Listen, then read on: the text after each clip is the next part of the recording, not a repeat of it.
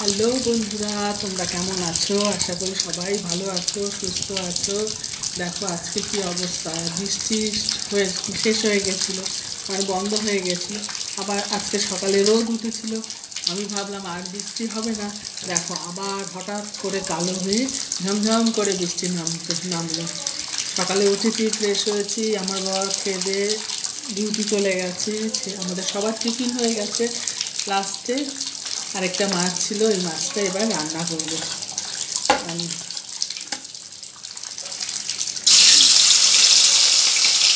তোমরা সবাই কী করছো? আশা করি সবাই ভালো আছো, সুস্থ আছো।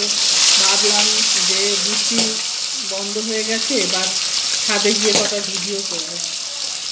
তার কী করে হবে, ঝমঝম করে বৃষ্টি নেমে গেল, আর বৃষ্টি আর ভিডিও করার কোনো চান্সই নেই, ছাদেও যেতে পারবো না।